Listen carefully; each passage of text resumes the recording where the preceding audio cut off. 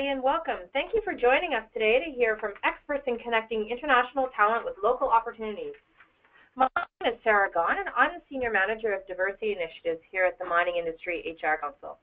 MIR, as we're commonly known, is mandated to identify and address the HR and labor market challenges and opportunities for the Canadian minerals and metals sector.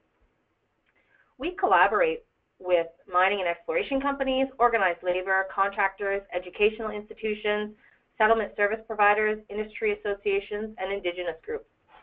We recently released our 2017 Canadian Mining Labour Market Outlook, and I thought I'd set the stage for today's discussion by sharing some of the key findings from that report, which is available on our website, mir.ca.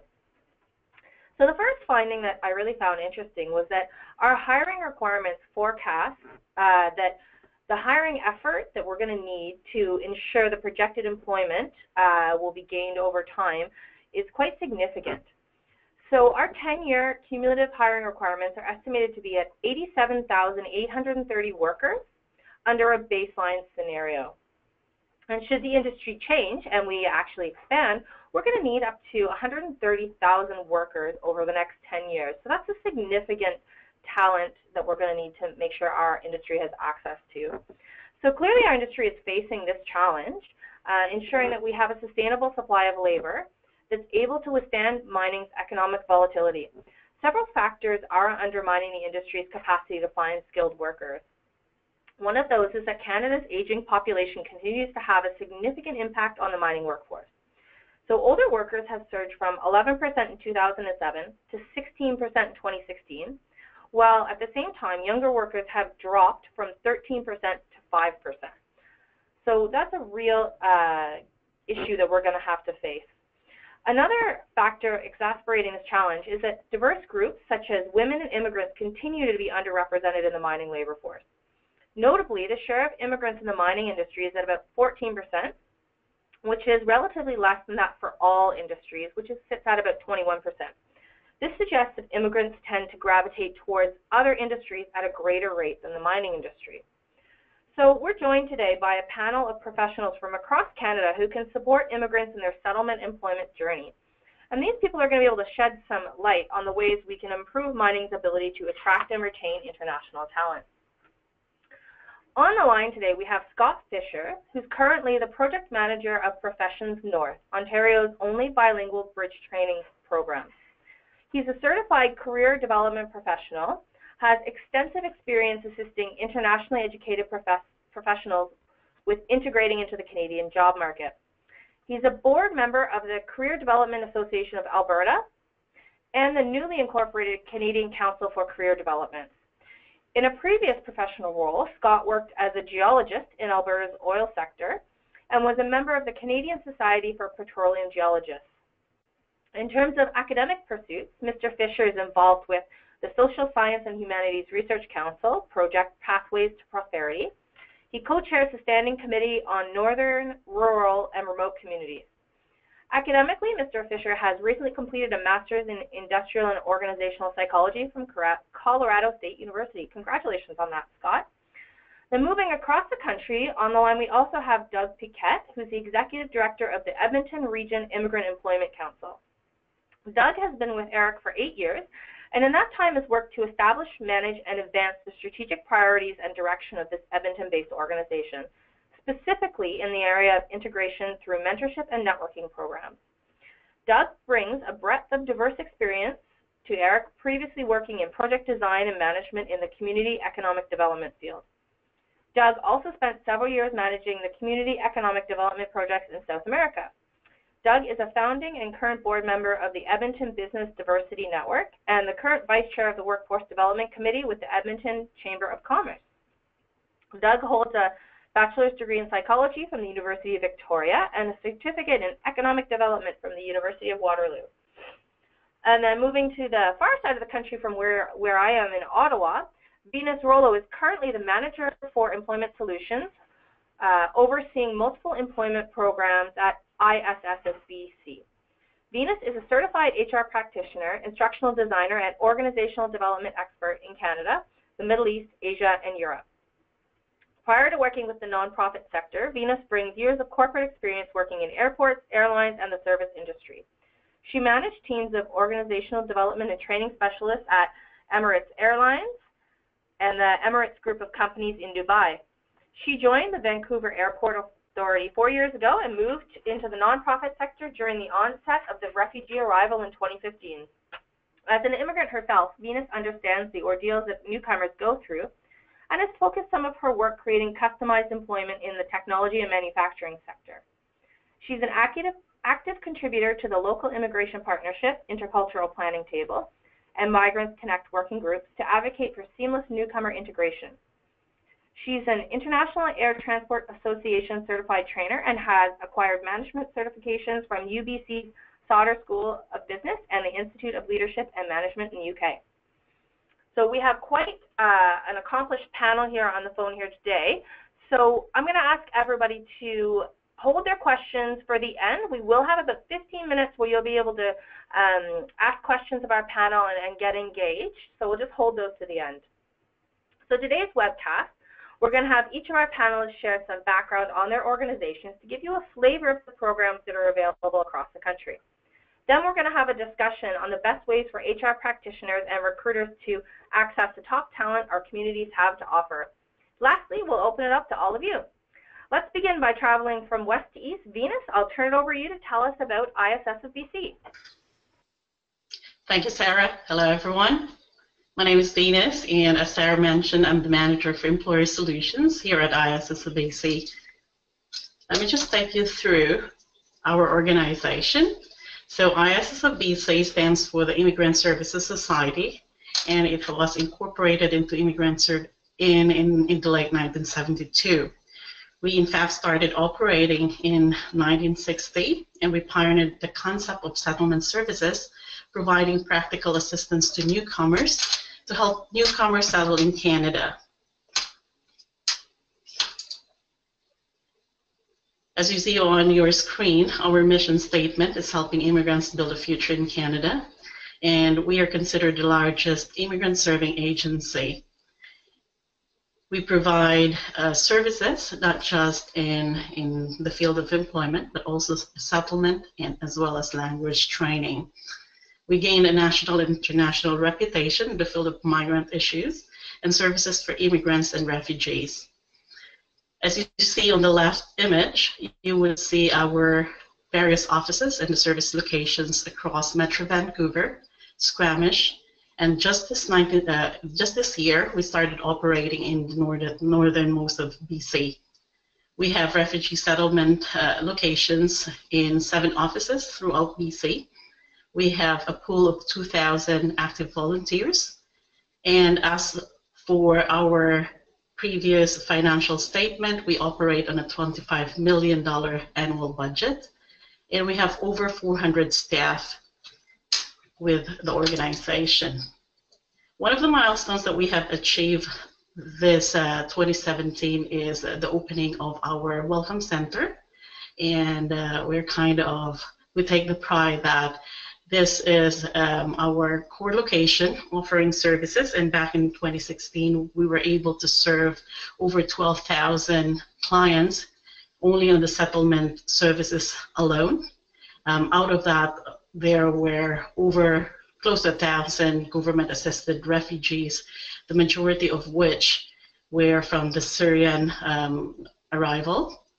Our employment services were able to offer services to 3,500 clients, and our language training, including our fee-for-service language and career colleges, offered services to over 3,000 clients. And of course, the source countries are very varied, and we're talking about demographics in over 30 source countries. So these are the 3 primary service locations and the divisions within ISS of BC. We offer services in our settlement sector, language, and employment. My team is under the Employment Services and Career Services Division, and we have a group of employer relations specialists who works with career facilitators, employment counselors, and case managers in offering services and providing placement opportunities to clients. Employer Solutions also connects with employers so we can tap on potential work opportunities that we offer to our clients. So these are the various services that we offer to employers. We provide job matching services, as well as we advertise those positions on our website. We provide job advertisement. Also, we put together job fairs. In fact, this month alone, November 30th, we would be offering a multi-employer hiring event in partnership with the Kitlong Foundation, and that would be attended by over 20 employer partners. We also provide wage subsidy through certain programs, offering employee wages which are partially subsidized, up to 5 weeks of BC's minimum wage. And we also provide other hiring solutions and customized employment on a need basis.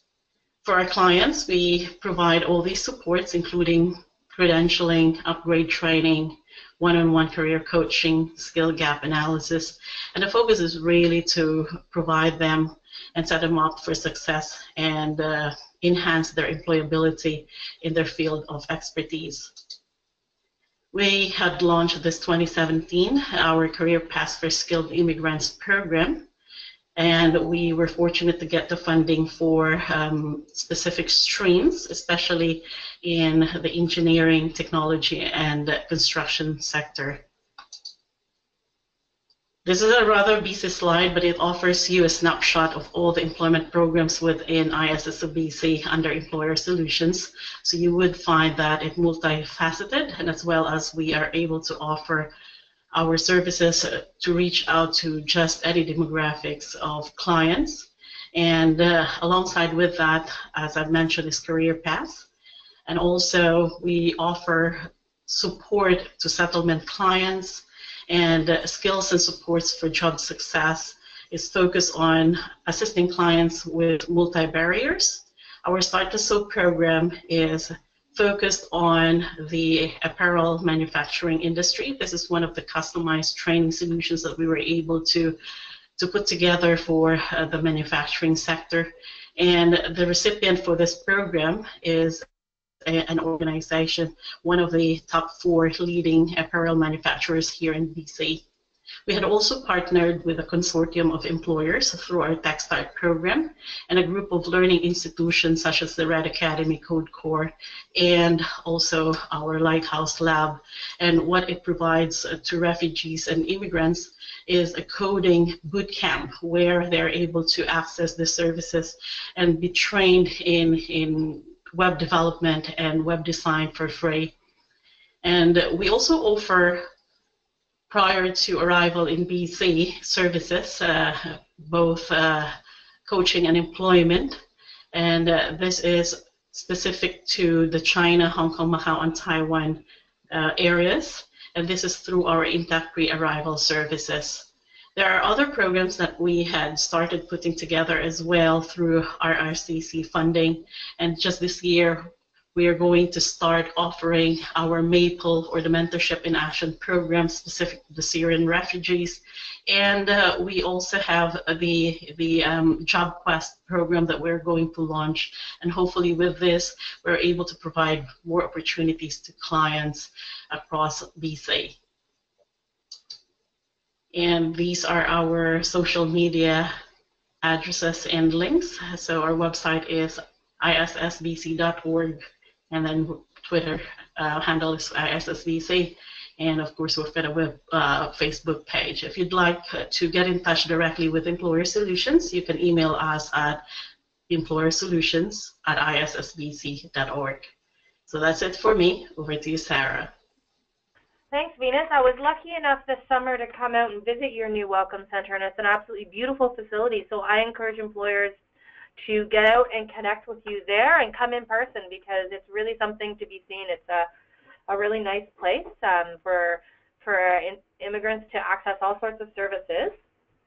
And I'm sure we'll talk more about all the services that you do offer as we get into our discussion. But first, let's hear from Doug in Edmonton to learn about ERIEC.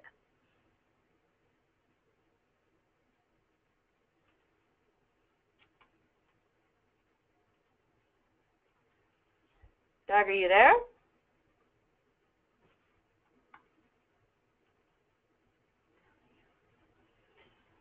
Can you hear me?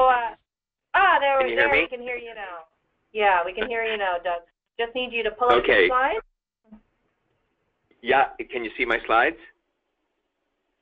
No, we don't see your slides yet. Okay, it's up on mine. Not Did sure you what click else. on show screen?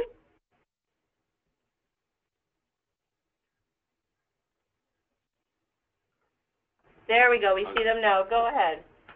Okay, sorry about that, everybody. Thank you for the introduction, and I'm going to scoot through these slides very quickly if I can, but I want to take some time this morning to talk to you a little bit about the Edmonton Region Immigrant Employment Council and the work that we do with skilled immigrants here in the city of Edmonton and the surrounding region. Now, to click forward, I'm just... How is that done, Sarah? You just go through your slides. There you go. Okay, so quickly, who is there? We are a business-led, not-for-profit organization dedicated to ensuring internationally trained professionals, immigrants and refugees, are welcomed and participate in the economy to their full potential. And as you can see, we are not-for-profit, funded by IRCC, as well as the Alberta government. This next slide basically describes the two types of programming streams that we provide. The flagship program that we started back in 2009 is the career mentorship program. And we do about 130 matches per year. That's one-on-one matches. And the kinds of topic areas that the mentors and mentees will discuss are usually centered primarily on job search, but recently we expanded into a sort of more holistic approach, which would include also alternative careers, job retention, career management, and advancement. In Edmonton, we also, in some other jurisdictions, networking might be also included as a mentoring kind of initiative, but we've actually separated it as something separate. So we provide networking events throughout the year that include speed career networking, Spark Connections, which is kind of like an information session, like a mini conference, and a connector program, which is really a low impact, low time commitment connection between connectors and connectees. So people from within the sector with potential employees. So a lot of the work that we do is basically, I like to describe it as strategically convening people with employers here in the Edmonton region. So our career mentorship program is about matching internationally trained professionals with local professionals in occupation-specific mentorship relationships. So peer-to-peer mentorship is how we approach things. We find that that's probably the most effective in terms of transferring information and especially specifically to soft skill development, as well as information around the Canadian job market and job environment. This is something new that we just developed with Northwest College here in the city of Edmonton, and that sort of going back to that slide with regards to some of our career mentorship program, you'll notice that there's 4 elements to that pie, and it was something that we developed in response to what employers and what employees were asking for. As I said, initially we were focused in on job search, but what we found was both employers and employees were looking for more information regarding once they have a job, how do they retain it, and the idea of skills transferability, which is sometimes a little bit foreign to folks from outside of the country. So this wheel is available on our website and is open to anybody to use, but and it's also a flip book, so you can go through it and anybody across Canada can use it for their purposes if they'd like. So to give you a sense of what the mentees look like, they're foreign trained professionals. They're at least up to 5 years in Canada, established professionals in their home country. Soft skill development is really in the idea of, as I mentioned before, understanding Canadian workplace culture, establishing professional networks, developing effective job search strategies, strengthening interview techniques, selecting relevant courses or programs for upgrading, enhancing language skills, and building self-marketing strategies and self-confidence. So as you can see, the kind of program that we offer, the folks that come out of that experience, that mentorship experience, will develop those skills as a result of the program, and thanks to the mentors that are participating. The mentors are experienced professionals, often mid to senior level employers or employees of those companies. They have established networks, they have good interpersonal and communication skills, insights about the regional labor market for their profession or for the mentee's profession, and interested, obviously, and sensitive to employment issues experienced by the Edmonton's global talent. And we promote this, and this is a slide that we use for some of our promotional activities, that we state that no experience necessary, but in a sense, that's just to waylay some of the fears that many people have when they get into a mentorship relationship. There is experience that they're offering when they come into the relationship, so it's a bit of a misnomer saying that there's no experience necessary. They have experience. They've worked in Canada and are able to share those experiences. The next slide is a pie graph just to give you a sense in Edmonton and the Edmonton region of the kinds of clients that we see. So the kind of professional clients that we work with, as you can see, is engineering is top at 31%, accounting 30%, banking and finance at 11%. Those are the top three, but we also see a lot of other professions as well.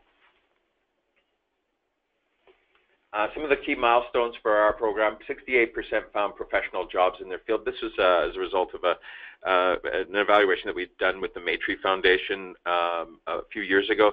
That number has actually gone up, and I would say we're still validating those statistics. It's actually at around 85%, which we found a bit surprising. That's why we're still trying to validate those statistics, but we're really pleased with the success of the mitigative programs that we use, and so 86% are pursuing their professional career. So they've gone back to school, or they're trying to augment their training a little bit, but they're looking at still continuing to pursue the careers and not looking at survivor jobs. Pursuing, and then 18% are back to school, 42% increase of annual average earnings, which is a significant amount for people who outside of, if they haven't taken the career mentorship program, they're usually experiencing less wages comparatively. I'm going to skip through this. This just gives you a sense of some of the, as you can see, we've increased the amount of attendees to our networking events, and we're actually on mark to see our numbers go up once again this year. So the employer involvement, we have over 120 employer organizations that we've worked with over the past few years, and the volunteering hours is 16,000. We can bump that up probably to 17,000 volunteering hours. So if we're looking at the kinds of volunteers, as I've mentioned before, engineers, accountants, and finance, when you think about the amount of volunteer hours, or the billable hours, let's say, for some of those professions, it's pretty significant. And I know that our funders are very impressed with the fact that we are getting those kinds of commitments and volunteer time from the private sector.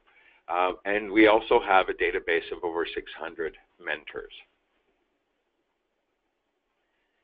We actually have formal partnerships as well. These are folks that have signed up and have internal champions within their organizations, and we do at least 2 lunch and learns at these organizations per year. We also communicate with them throughout the year and provide them with some status reports with regards to how many people have volunteered for the Career Mentorship Program or the networking programming stream. So this is really helpful for a small office of 6 people to have that kind of private sector relationship, and that they're complicit in helping us achieve our mission, but also the business case of those businesses as well. It's nice to have the private sector involved, and I know that they take to heart some of the social development work that we do, but in the work with employers, you really have to establish a business case and why is it important for them to do it, certainly for leadership development or in capacity building of their employees, but also that there's a possibility of soft recruitment opportunities through career mentorship programs. There's no promise of jobs at the end of it, but a lot of times some of those mentors are able to connect people to positions here in the city of Edmonton vicariously through our program. And that's it, and I will be open for questions at the end of the session. Thanks, Doug. It sounds like you guys have a lot of valuable services that you offer, and you've got some really impressive results there. I'm also keen to hear from Scott on the programs that can be found in the mining hub of Northern Ontario. Scott, will you tell us a little bit about Professions North? Maybe if we could unmute you there. Yeah, can you hear me okay, Sarah? We can hear you, Scott. Excellent. Can you see my screen? Yep, you're good to go. Excellent. Okay, well, thank you, everyone, for joining today. And I'm more than happy to talk about Professions North. Professions North is an Ontario bridge training program. So we are one of about 40 some odd bridge training programs in the province of Ontario. We're unique in the sense that we service Northern Ontario, and we're unique in the sense that we are the only truly bilingual program for the bridge training programs in Ontario. So we have locations throughout Northern Ontario. I'll show that in one quick moment. But the spirit or the goal of the bridge training programs is to effectively bridge foreign trained professionals into their occupation in Northern Ontario. And so there are many ways that we do that, and many ways that we've been able to achieve that. And I'll talk a little bit about that as we go along. So as I mentioned, sorry, just going to do this very quickly. There we go. We are located throughout Northern Ontario. Our main office, head office, is in Sudbury, Ontario. And then we have staff in North Bay, Sault Ste. Marie, Timmins, and Thunder Bay. Some of you may be familiar with Northern Ontario. We do have a lot of mining operations in Northern Ontario. If you are not, though, just to give you an idea of scope, from our head office in Sudbury to Thunder Bay, which is our farthest location, is about 1,000 kilometers in terms of staff. And then those staff service a catchment area. And so we do service all of Northern Ontario, which is about 800,000 square kilometers, give or take. And many of that area is remote, very sparsely populated. We have quite a few fly-in, fly-out operations, remote operations with the various mines. So that's where we are located, and Ottawa and Toronto are there just again for some perspective as to where they are located vis-a-vis our operations. And I throw this up very quickly, just I wanted to put some context around, and some of you may be aware of the Ring of Fire, but just to put some context around that. So the Ring of Fire is a chromite deposit, largely chromite deposit from the platinum group metals, or PGMs. And it is located in Northern Ontario, about 540 kilometers northeast of Thunder Bay.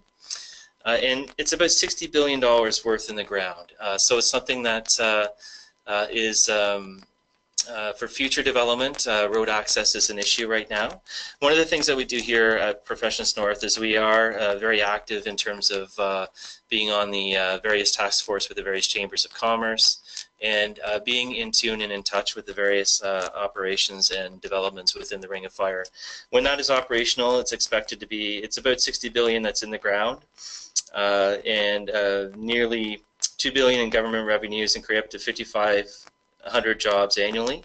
First 32 years of development will generate more than $25 billion in economic activity. So just to provide some context within that, in terms of mining in Ontario, all advanced mining operations do occur in Northern Ontario. So it's a very active area for us, and it's something that we have been very active in engaging the various employers, stakeholders, communities, municipal leaders, and workforce planning boards, and various other stakeholders to try and have a cohesive and coordinated approach to filling labor shortages and labor gaps that are either present now or projected for the future.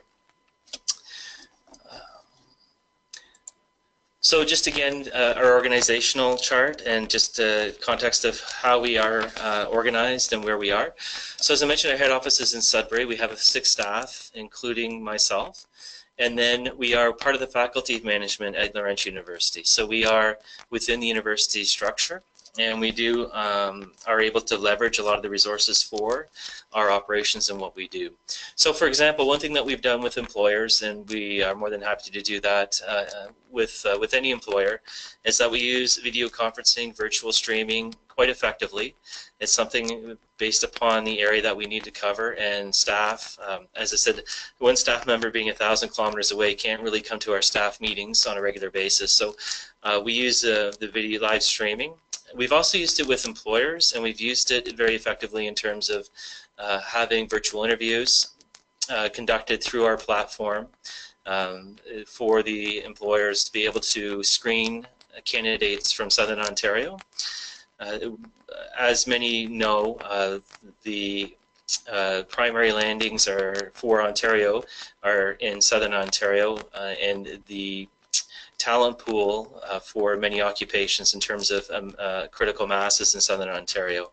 So we work very closely with partners, and we use the technology quite extensively and quite effectively in doing that. So that's something that we've done quite recently with success. And so we have employment officers in Thunder Bay, Sault Ste. Marie, Timmins, Sudbury, and North Bay. And each of those employment officers has a catchment area. So, for example, the employment officer in Thunder Bay will have a catchment area all the way from Wawa to the Manitoba border, Minnesota border up to James Bay, and anything in between. So that gentleman has been up to Red Lake quite a few times. He's Fort Francis, out into Rainy River area to work with local stakeholders and employers in that area. So we have people on the ground to create that personal connection, personal service, and it is driven from Northern Ontario by people who live and work in Northern Ontario. So I think that's an important point too as well in terms of how we are organized in meeting some of the needs and realities of Northern Ontario and understanding some of those realities a bit better as well. So I prepared this slide and this presentation with more clients in mind, but I will augment it as we go through, as I have noticed that the large majority are individuals from the employer side. So as I mentioned, we have the 5 communities, and North Bay being one of those communities. North Bay is something that we work closely again with local stakeholders in trying to attract professionals to North Bay. We've participated in campaigns in the Greater Toronto Area. We work with partners in the Greater Toronto Area. We have the staff member in North Bay that works very closely with other members in the community in workforce development task forces to try and strategize and try and put that message across that North Bay is a great place to raise a family, a nice, a very safe community, and has new facilities and post-secondary education. These are just some of the snapshots. From the top right is the brand new hospital. We have the waterfront on the bottom left. We also talk about the average price of homes. We talk about the school systems, the ability of French immersion. And so that's something that we communicate with potential individuals that are in the Greater Toronto Area. We have someone from staff going next week to Toronto to promote Northern Ontario and the opportunities to a captive audience of foreign trained professionals as well. So these are some of the messages that we bring across to them in terms of when we promote the different communities and what we have to offer. And then we have Sudbury, as many are aware of Sudbury, but what we also promote about Sudbury is the quality of life. So we have the top left, the Sudbury Crater, Sudbury Event, which is much of the mineral wealth in the immediate area. But on the top right is the Snow Lab, Sudbury Neutrino Observatory, particle physics. The leader of that, who is from out of Queen's University, just won a Nobel Peace Prize for his work in particle physics. And then we have the Symphony, we have the Science North, which is the 4th busiest science center in the country, I believe. I'm just trying to recall from when I worked at the city in the economic growth and development area. But it is quite visited.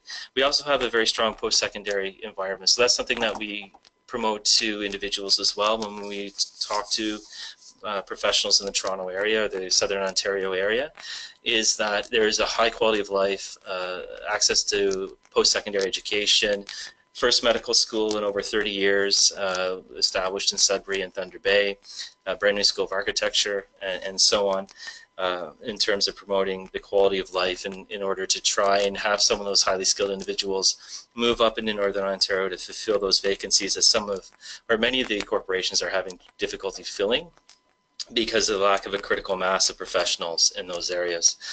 As well, French immersion, I don't know if anybody has caught that in terms of, at least for Ontario, we're seeing French immersion programs being cut in Southern Ontario due to lack of instructors. And we know that for many immigrant families, French immersion is high on their list, and it's easily accessible through many of our communities in Northern Ontario. So that's another thing that we do in terms of promoting Northern Ontario. The next one here, we have a Timmins. Timmins is the smallest out of the 5 centers, around 40,000 people, but very, very, very much a mining center. There's a mine basically right in the middle of town. If you have been to Timmins, you'll know what I mean. But the Shania Twain exhibit had to go in the name of gold. But so very active in the mining sector. But a small community in the sense of only 40,000 people. So again, we work very actively with local stakeholders in promoting Timmins and the opportunities that are there. A new graphite mine, so we're seeing diversification. And it's not far from Kirkland Lake where some of the big mining operations are as well. Sault Ste. Marie is another area that we look at, and we work very closely with Sault Ste. Marie Innovation Center, with the city, again in promoting Sault Ste. Marie to internationally trained professionals. And we talk again the prices of housing, for example, as one thing that we talk about when we talk with individuals. Average price of a home in Sault Ste. Marie is around $160,000. When we compare that to an average price of a home in the Toronto area, significantly different. So it's something when we look at disposable income, that's something that we talk and promote with individuals, and that there are the access to the basic necessities within the community, education, health, and so forth. So it's something that, another area that we really key in on when we talk about the benefits of employment in Northern Ontario for a mining professional or an mining engineer professional. And then Thunder Bay is our last sort of community in the farthest and northwest region. And again, we're seeing quite a bit of diversification there. One thing with Thunder Bay, is that they do act as a gateway directly into the States in terms of being able to fly directly into the States. I believe Delta services the airport there. So it's close to the Minnesota border. So there's easy access to some of the American destinations. Lakehead University, top right, and top left is, I believe, the hospital or the Biotechnology Research Center. And with Thunder Bay, is the second largest of our communities, but it is very, very robust in terms of the mining sector. And we're seeing quite a few operations that are logistically coordinating out of the Thunder Bay area for development in northwestern Ontario. So again, it's something that we do talk about the quality of life. We talk about the disposable income. We talk about the opportunity for education. And those are things that we promote to foreign trained professionals in Southern Ontario. Again, we see a lack of critical mass, and we see a great need to market and promote to these individuals in terms of fulfilling gaps and shortage and skills gaps in the local marketplace, especially at the professional level. There are a lot of initiatives that are available on more of the entry or trades level, but in terms of the professional level, it's a gap that we're trying to work towards filling. So I probably have gone a bit over my 5 minutes, and I apologize for that. There were a lot of things I wanted to mention, but I try to make it as concise as possible. And I'll look forward to any questions. There's the website there that we have, professionsnorth.ca or professionsnorth.ca, as well as we have a Twitter at PNN Careers is another way to follow us as well. But anyways, I'll turn it over to you, Sarah, before I keep going on. Thanks, Scott, and thank you everybody for those brief but informative overviews.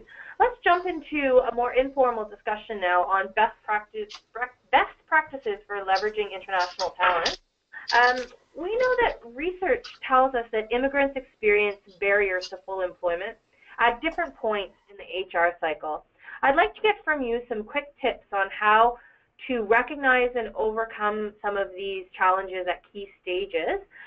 Doug, what tips would you give a recruiter who is examining a resume from an internationally trained professional? Am I on? Yeah, we can hear you. Okay, good. One of the things that we like our employers to do is, especially to become familiar with that clientele, is that HR recruiters, if they have the opportunity to sit on hiring panels to experience that interview process, if they haven't already, because it is a bit of a different, it's a different context sometimes, and I think that it's really important to have that experience if they haven't. And the other thing I would suggest too is that sometimes the job descriptions can be a little bit muddied or a little bit unclear to some. And so, clear job descriptions and terminologies are sometimes something that employers can do to maybe alleviate and clarify some of the things that they're looking for in that global talent.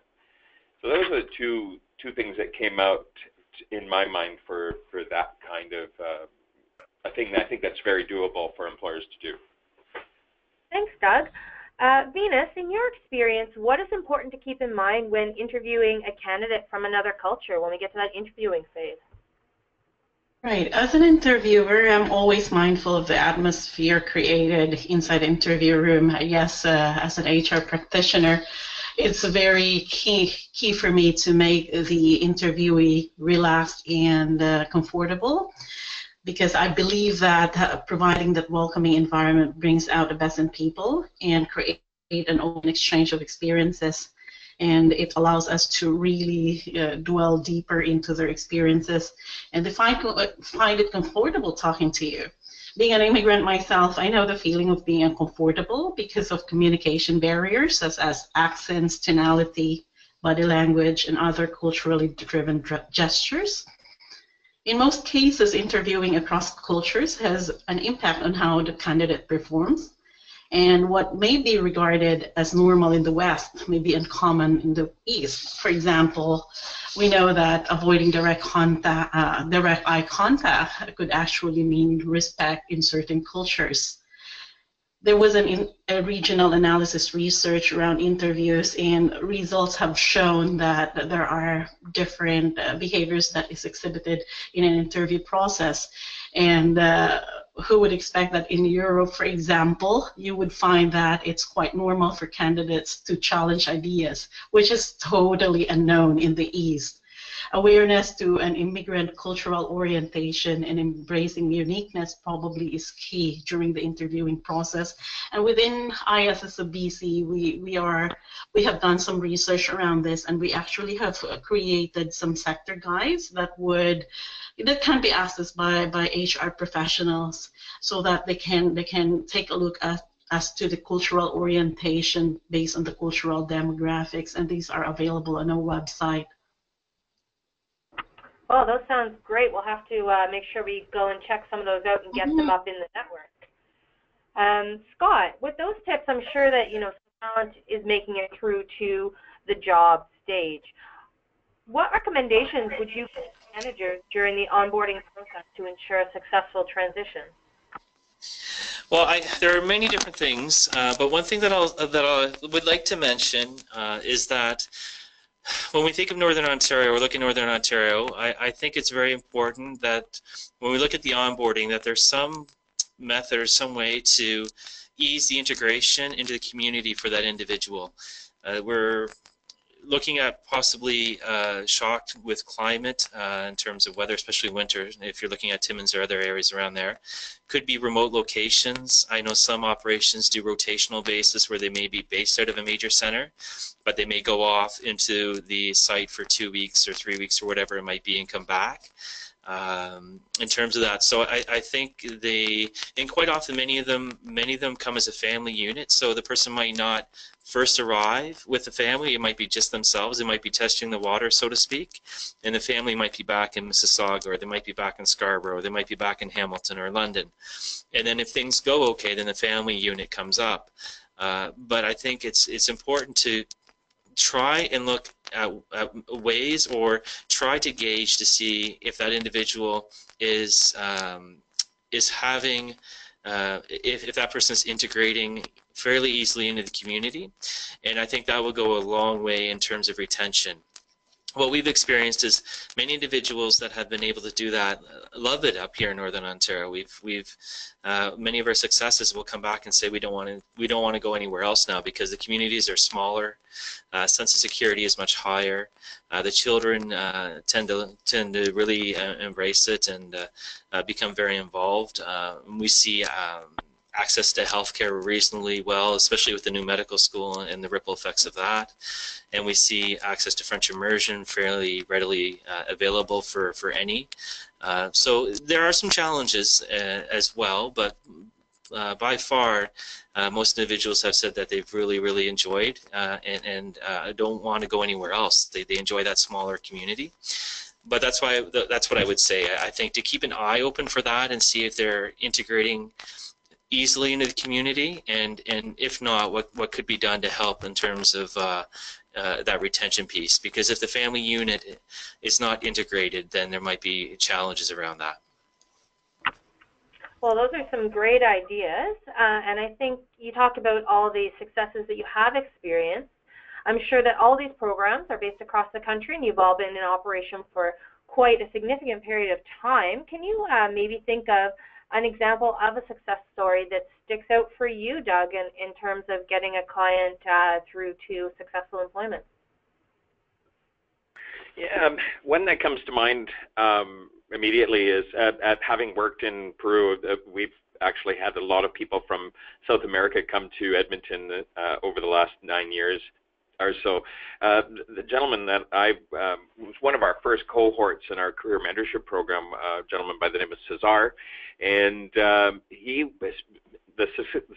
success story really comes from where he began when he arrived in Edmonton. And he started off working at Home Depot and painting benches for the city of Edmonton, and and he was an electrical engineer, a well-established electrical engineer from Peru. And I think this is and it goes back, I think, in my success story. One of the things that I sort of didn't mention was when recruiters are looking at potential candidates, sometimes they'll notice there's a gap in their story. And I think that one of the things that recruiters should pay attention to is that gap should not be something perceived as negative, as it could be a part of their transition time here in Canada. So not to look at that as a negative, but to look at it as that's part of their understanding and an adaptation phase of coming to Canada. But in the case of Cesar, his success story was he kept persisting. He used his experiences at Home Depot and with the city of Edmonton as a place where he could actually practice the language, the working language, and it took some time. And he's now head engineer for EPCOR here in the city of Edmonton and managing the LRT expansion. So it was almost like from one day to the next, he went from making $14, $16 an hour to whatever a chief engineer makes in EPCOR. But and his family is well established. They purchased a house in South Edmonton. His wife works at the University of Alberta. So it's those kinds of, if we overlook some of those kinds of potentials, we could miss out on an opportunity for growing our cities or towns, and they're anchored. They're now anchored and participate in the city and pay taxes and, like I say, contribute to the economy. I think that's a success story for the city. Yeah, that's quite a powerful one. Scott, do you have any examples of any clients who have accomplished something really successful within their work with Professions North? Yes, certainly. So the one that I'll mention is an individual that was really struggling in the Toronto area in getting engineering work. He's competing with literally hundreds, if not thousands, of other individuals in that pool. There was this very small community, maybe about 5,000 to 8,000 people. An employer there was looking for assistance. We coordinated the interview through virtual streaming, assisted with the transition.